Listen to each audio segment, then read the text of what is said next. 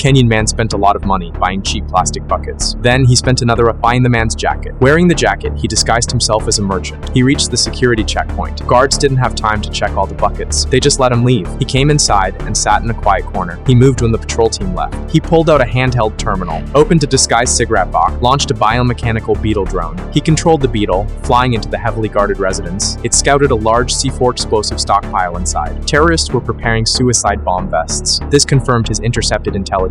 A new round of terrorist attacks entered countdown. He transmitted the live footage to Nyamsik. The colonel immediately dispatched a Predator drone. It flew to the edge of Kenyan airspace and requested airstrike authorization. However, senior officials refused. They worried foreign military intervention would cause political upheaval. To gain more leverage for the airstrike, he maneuvered the beetle drone closer, but it alerted the mysterious man inside. To avoid detection, he quickly landed the drone on a beam and used facial recognition to confirm the man was the top terrorist leader. He'd been evading capture for 6 years. The colonel desperately sought firing permission, but the terrorists inside were already geared up and were detonating the C4. They had repeatedly simulated adjustments to missile blast radius and the secondary explosion caused by to maximize the reduction of civilian casualties. Finally, senior officials agreed to the operation, but just as the drone operator prepared to launch, a girl walked to the edge of the building. Setting up her stall, the colonel ordered the strike, but the operator refused. He couldn't bear the thought of hurting innocent people. Then, the informant saw the terrorists fully armed and began a live broadcast, about to attack the city center. He looked up at the guards and walked towards the girl. Risking exposure, he bought all her bread and urged her to go home immediately. His suspicious behavior attracted the guards' attention. Facing the danger of being arrested, he dropped the buckets and bread. He fled into the alley, but at least the girl left her stall. The operator pressed the button. Hellfire missiles were 50 seconds from impact. Suddenly, the girl turned back to pick up the bread he dropped. She reset her stall. Everyone held their breath. Using his knowledge of the terrain, he scaled the wall, temporarily evading the guards. Then, he called a young boy over, handed him a stack of cash, pleading with him to buy the girl's remaining bread. Finally, the girl sold all her bread and packed up, leaving the restricted area. 10 seconds later, the missiles precisely destroyed the terrorists' hideout, perfectly completing the decapitation operation. But the informant lost contact